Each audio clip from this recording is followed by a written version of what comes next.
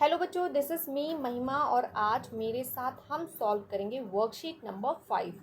ये वर्कशीट 14 जुलाई 2021 के लिए है, क्लास 9th। चलिए शुरू करते हैं आज की वर्कशीट। प्यारे बच्चों, जो लोग समस्याओं से घबराते नहीं बल्कि उनका डटकर सामना करते हैं वही जीवन में आगे बढ़ते हैं। यानी जो लोग कभी भी किसी भी प्रॉब्लम से परेशान ना होकर उस प्रॉब्लम को फेस करते हैं और लाइफ में आगे बढ़ने के बारे में सोचते हैं, वही हमेशा लाइफ में नई दिशा देते हैं। सकारात्मक सोच वाले व्यक्ति को कभी किसी भी प्रकार की कठिनाई और समस्या आगे बढ़ने से नहीं रोक सकती। यानी जो पॉजिटिव थिंकिंग वाले लोग होते हैं उनको प्रॉब्लम्स कभी भी पीछे नहीं रखती हैं। ऐसे सकारात्मक विचार और भाव को बढ़ावा देती है कविता। यानी ये जो कविता हम पढ़ने जा रहे हैं ये पॉजिटिव थिंकिंग को बढ़ावा देती है। आइए आज हम इस कविता को पढ़ते हैं जिसमें अपने लक्ष्य के प्रति अटल विश्वास है और कर्म करने की प्रेरणा दी गई है। यानी कि अपने लक्ष्य को प्राप्त करने के लिए इंसान अटल है, आगे बढ़ने के बारे में सोचता है और अपने कर्म को करने की प्रेरणा दी गई है कि आपको अपना कर्म करना है और अपने लक्ष्य को प्राप्त करना है। इसे पढ़िए और प्रेरणा लीजिए और संबंधित उत्तर दीजिए। यानी जो भी हमें प्रश्न दिए गए हैं उनके उत्तर देने हैं। तो सबसे पहले कविता को पढ़ना है, समझना है, उसके बाद इस पर आधारित प्रश्नों को सॉल्व करना है। चलिए देखते हैं कविता।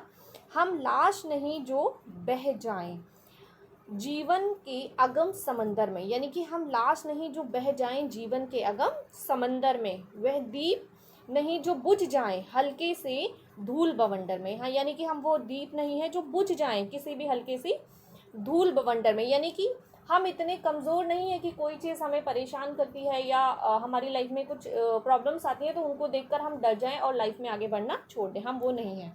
हम वो हैं जो हर प्रॉब्लम को फेस करते हैं और लाइफ में आगे बढ़ते हैं।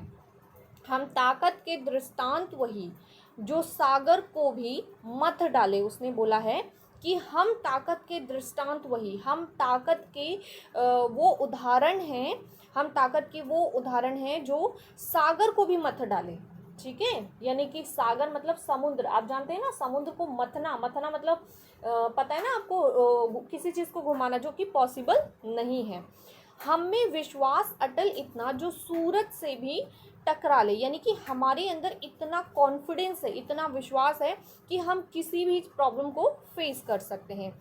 पग रोके निर्मित राह नहीं, औकात नहीं गिरिकंदर में। ठीक है, गिरिकंदर का मतलब होता है कि बहुत बड़ी सी गुफा या पहाड़ जो होता है। गिरी मतलब होते हैं पहाड़ या पर्वत और कंदर मीन्स होती है गुफा। तो उसने कहा है औकात नहीं गिरी कंदर में। यानी कि ना तो गुफा ना ही पहाड़ हमें किसी भी प्रॉब्लम को आगे बढ़ने से हमें कहीं भी रोक नहीं सकते। मुश्किल बढ़ती है दिन प्रतिदिन यदि कार्य लगे मुश्किल कोई। यानी कि अगर आपको कोई चीज़ मुश्किल लगती है तो जितना आप उस चीज़ की तरफ आगे बढ़ेंगे आपको और मुश्किलें मिलेंगी और प्रॉब्लम्स फेस करनी पड़ेंगी। बट इसका मतलब ये नहीं है कि आपको डर जाना है या रुक जाना है। इसका मतलब ये है कि आपको सभी प्रॉब्लम्स को फेस करना है और लाइफ में आगे बढ़ना है। जो गिरकर संभल नहीं सकते उनको ना मिले मंजिल कोई। यानी कि जो लोग एक बार लाइफ में प्रॉब्लम को फेस करते हैं, डर जाते हैं, घबरा जाते हैं, उनको राइट भी नहीं है कि वो लाइफ में आगे बढ़ें। वो लोग डरपोक होते हैं। तो डरपोक लोगों को लाइफ में उनकी मंजिल मिले, ऐसा नहीं होना चाहिए। मंजिल सिर्फ उन्हीं को मिलनी चाहिए जिनके अंदर ऐसे गट्स होते हैं जो प्रॉब्लम को फेस कर सकते हैं। ठीक है, तो इसलिए कहा गया है कि जो लोग डर जाते हैं उनको मंजिल मिलनी भी नहीं चाहिए। ठीक है, क्योंकि वो आज छोटी सी प्रॉब्लम से डर गए तो फ्यूचर में बहुत बड़ी बड़ी प्रॉब्लम्स आएंगी, वो उनको फेस ही नहीं कर पाएंगे। इसलिए उनको राइट ही नहीं है कि वो उनको जो भी वो चाहते हैं उनको मिले। लाइफ में प्रॉब्लम फेस करते हैं तो आप उस चीज़ की इम्पोर्टेंस ज़्यादा बेहतर तरीके से समझते हैं। आगे देखें। इतिहास बने इससे पहले हो नाम अमर कैलेंडर में। यानी कि जब हमारा इतिहास बने इससे पहले हमारा नाम जो है कैलेंडर में आना चाहिए। हम क्रूर नियति के जबड़े से खुशियों का ग्रास निकालेंगे, उत्साह संजोकर इस दिल में विपदा का त्रास मिटा लेंगे।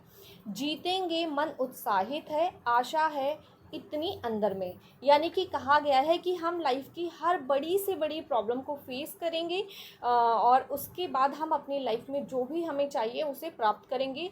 डरेंगे नहीं, लड़ते रहेंगे। ठीक है, तो ये एक पॉजिटिव थिंकिंग वाली पोएम थी जो आपने पढ़ी, समझी। आई होप आपको समझ भी आई। चलिए इस पर बेस्ड क्वेश्चन देख लेते हैं। इस पर बेस्ड आज का हमारा फर्स्ट क्वेश्चन है। उत्साही और सकारात्मक सोच वाले व्यक्ति की राह को किसी भी प्रकार की कठिनाई नहीं रोक सकती। ये भाव जिन दो पंक्तियों में है उसे कविता में रेखांकित कीजिए। अर्थात आपको कविता में जो भी आपने पंक्तियां, जो भी लाइनें आपने पढ़ी हैं, उसमें जिन दो पंक्तियों में उत्साह और सकारात्मक सोच को सबसे ज़्यादा दिखाया गया है, आपको क्या करना है, उनको रेखांकित करना है, यानी कि लाइन को अंडरलाइन करना है। क्वेश्चन नंबर 2 देख लेते हैं। क्वेश्चन नंबर 2 है, शब्दों का सही अर्थ से मिलान कीजिए। यहाँ पे कुछ शब्द आपको दिखाई दे रहे हैं लिखे हुए, और यहाँ पे कुछ अर्थ लिखे हुए हैं। आपको इन शब्दों को इन अर्थों के साथ मिलान करना है। शब्दार्थ आपने बचपन में पढ़े होंगे, वैसे ही करना है, मैचिंग करनी है। मैचिंग आप सभी लोगों को पता है। और एग्जाम्पल के लिए एक मैच आपको करके भी दिखाया है कि मथना का मीनिंग होता है चलाकर मिलाना। ठीक है, क्वेश्चन नंबर 3 की बात करते हैं। क्वेश्चन नंबर 3 है, कविता के मूल भाव के आधार पर इसका एक शीर्षक लिखिए। यानी कि कविता का क्या शीर्षक हो सकता है, यानी कविता का क्या नाम हो सकता है, आपको एक शीर्षक देना है। एंड क्वेश्चन नंबर 4 आपने देखा, यहाँ क्वेश्चन नंबर 5 लिखा हुआ है और एक्चुअली ये है क्वेश्चन नंबर 4, तो यहाँ बाय मिस्टेक लिखा गया है, तो उसको आपको याद रखना है। क्वेश्चन नंबर 4 है, कवि अपनी खुशियों को कहाँ से छीन लेने की बात कर रहा है। यानी कविता में कवि जो है वो अपनी खुशियों को कहाँ से प्राप्त करने की बात कर रहा है। नेक्स्ट क्वेश्चन देखते हैं। नेक्स्ट क्वेश्चन है क्वेश्चन नंबर 5, जिसे 6 मेंशन किया गया है यहाँ पर। क्वेश्चन नंबर 6 है, जो गिरकर संभल नहीं सकते उनको ना मिले मंजिल को। यानी कि जो गिरकर संभल नहीं पाते, जो इनके लाइफ में छोटी सी प्रॉब्लम आती है और वो डर जाते हैं, घबरा जाते हैं, तो ऐसे लोगों को लाइफ में कोई भी मंजिल मिले, कोई भी मतलब टारगेट वो अचीव करें, वो डिज़र्व ही नहीं करते। ठीक है, क्यों नहीं डिज़र्व करते? जिसके अंदर इतने गट्स नहीं है वो डिज़र्व नहीं करता। तो इन पंक्तियों का भाव लिखिए। हमें क्या करना है, इन पंक्तियों का भाव यानी कि मीनिंग लिखना है। क्वेश्चन नंबर 7 देख लेते हैं, जो कि क्वेश्चन नंबर 6 है एक्चुअल में। पग रोके निर्मित राह नहीं, औकात नहीं गिरी कंदर में। इन पंक्तियों के माध्यम से कवि क्या कहना चाहता है, तो आपको भी इसमें एक्चुअली मीनिंग ही बताना है कि ये जो दो पंक्तियां हैं इनका मीनिंग क्या है। क्वेश्चन नंबर 8 है, जो कि एक्चुअल में क्वेश्चन नंबर 7 है, इस कविता से मिली सीख को लिखिए। हमें क्या करना है, इस कविता से हमें जो सीख प्राप्त होती है उसे लिखना है। तो इस तरीके से ये हमारे आज के सभी क्वेश्चंस हैं। तो क्वेश्चंस हमने देख लिए हैं, अब हम शुरू करेंगे इन सभी क्वेश्चंस के आंसर। चलिए शुरू करते हैं सभी क्वेश्चंस के आंसर। तो चलिए आज के सभी प्रश्नों के उत्तर देख लेते हैं। आज का पहला प्रश्न है, उत्साही तथा सकारात्मक सोच वाले व्यक्ति की राह को किसी भी प्रकार की कठिनाई रोक नहीं सकती। यह भाव जिन पंक्तियों में है उसे कविता में रेखांकित कीजिए, यानी कि अंडरलाइन कीजिए। तो आपको पूरी कविता की अगर आप कविता पढ़ेंगे तो कविता की हर लाइन में उत्साह और सकारात्मक सोच है। जो बेहतर लाइन आपको लगे वो आप लिख सकते हैं। पग रोके निर्मित राह नहीं, औकात नहीं गिरी कंदर में, मुश्किल बढ़ती है दिन प्रतिदिन यदि कार्य लगे मुश्किल को। यानी अगर पहले से ही आप सोच लेते हैं माइंड में कि ये चीज़ बहुत मुश्किल है, मुझसे नहीं हो पाएगी, तो ऑब्वियस सी बात है वो इजी काम भी आपको डिफिकल्ट लगने लगता है। और कोई बहुत डिफिकल्ट काम भी आपने माइंड में सेट कर लिया कि नहीं मुझे ये करना ही करना है, तो वो काम अपने आप आपको ईजी लगने लगता है, क्योंकि उसकी जो प्रॉब्लम्स आती हैं उसको आप प्रॉब्लम ना समझ के नॉर्मली सॉल्व करते रहते हैं। अगर कोई बड़ी प्रॉब्लम आती है तो आप उसे सॉल्व करने की कोशिश करते हैं, और जिस काम को आपने पहले ही डिसाइड कर लिया तो बहुत मुश्किल है, तो छोटी छोटी प्रॉब्लम्स भी आपको बहुत बड़ी लगने लगती हैं। प्रश्न नंबर 2 की बात करते हैं। शब्दों का सही अर्थ से मिलान कीजिए। मैंने क्या किया है कि जो शब्द हैं उनके सही अर्थ उसके सामने ही लिख दिए हैं। अगम बहुत गहरा या था, दृष्टांत उदाहरण, मथना चलाकर मिलाना, पग पैर, ग्रास उतना भोजन जितना एक बार मुंह में डाला जाए, औकात शक्ति, नियति भाग्य, विपदा कष्ट या दुख, गिरी कंदर पहाड़ या गुफा। प्रश्न नंबर 3 की बात करते हैं। कविता के मूल भाव के आधार पर इसका एक शीर्षक लिखिए। तो इसका उत्तर है दृढ़ निश्चय। मैंने ये शीर्षक दिया है, आप चाहें तो कोई अनदर शीर्षक भी दे सकते हैं, क्योंकि एक कविता के एक से अधिक शीर्षक होते हैं, यानी एक कविता के कई शीर्षक हो सकते हैं। प्रश्न नंबर 4 है, कवि अपनी खुशियों को कहाँ से छीन लाने की बात कह रहा है। तो इसका उत्तर है, कवि अपनी खुशियों को अपने आत्मविश्वास और परिश्रम से छीन लाने की बात कह रहा है। वो कहना चाहता है कि मैं अपने आत्मविश्वास और परिश्रम से हर मुश्किल को हल कर सकता हूँ और अपनी खुशियों को प्राप्त कर सकता हूँ। प्रश्न नंबर 5 है, जो गिरकर संभल नहीं सकते उनकी ना मिले मंजिल कोई, यहाँ पर उनकी ना होके उनको होगा, ठीक है। ये जो वर्ड है उनकी, यहाँ पर उनको होगा, तो आपको इस बात का ध्यान रखना है और इस वर्ड को करेक्ट कर लेना है, ठीक है। चलिए आगे देख लेते हैं। उनको ना मिले मंजिल कोई, इन पंक्तियों का भाव लिखिए। आपको क्या करना है, इन पंक्तियों का भाव यानी मीनिंग लिखनी है।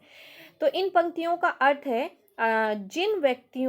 जिन व्यक्तियों में समस्याओं का सामना करने की हिम्मत नहीं होती, उन्हें किसी मंजिल को प्राप्त करने का अधिकार नहीं होता, क्योंकि जो लोग छोटी छोटी समस्याओं से घबरा जाते हैं वे जीवन में सफल नहीं हो सकते हैं। यानी कि जो इंसान बहुत छोटी छोटी समस्याओं से घबरा जाता है, अगर उसने कोई चीज़ अचीव कर भी ली है तो फ्यूचर में उस चीज़ के आगे बढ़ने के लिए उसको और बड़ी बड़ी समस्याओं का सामना करना पड़ेगा और वो उसको फेस नहीं कर पाएगा। इसलिए चुनौतियों का सामना करने का साहस प्रत्येक व्यक्ति में होना चाहिए, तभी वो जीवन में आगे बढ़ सकता है। नेक्स्ट प्रश्न है, पग रोके निर्मित राह नहीं, औकात नहीं गिरी कंदर में। ठीक है, गिरी मीन्स होते हैं पर्वत, कंदर मीन्स होती है गुफा। तो पग मीन्स होते हैं पैर, यानी पग रोके, मेरे पैरों को रोक सके ऐसी कोई निर्मित राह नहीं, निर्मित मतलब बनना, तो निर्मित ऐसी कोई राह रास्ता नहीं बना। औकात नहीं गिरी कंदर में, यानी कि किसी भी पर्वत या गुफा की औकात नहीं जो मुझे आगे बढ़ने से रोक सके। तो इन पंक्तियों में के माध्यम से कवि क्या कहना चाहता है? इन पंक्तियों के माध्यम से कवि कहना चाहता है कि किसी भी प्रकार की समस्याएं या विपदा मुझे आगे बढ़ने से रोक नहीं सकती, अर्थात मैं हर प्रकार के संघर्षों का सामना करते हुए जीवन में सफलता को प्राप्त जरूर करूंगा। यानी कि आपके मन में दृढ़ निश्चय है कि मैं हर समस्या का सामना कर सकता हूं और मुझे जीवन में सफल होना है, तो आप एक दिन जरूर सफल होंगे। अंतिम प्रश्न है आज का, इस कविता से मिली सीख को लिखिए। तो इसका उत्तर है, इस कविता से हमें यह सीख मिलती है कि हमें कभी भी समस्याओं या संघर्षों से घबराना नहीं चाहिए, बल्कि डटकर उनका सामना करना चाहिए। तो ये है हमारे आज के सभी प्रश्न और उनके उत्तर। आई होप आपको समझ में आया होगा। यदि समझ में आया तो जल्दी से क्या करना है, वीडियो को लाइक करना है, शेयर करना है और चैनल को सब्सक्राइब करना है। आप हमसे जुड़े रहिए और डेली अपडेट्स आपको मिलती रहेंगी और इसी तरीके से हम आपके सभी क्वेश्चंस के आंसर्स देते रहेंगे।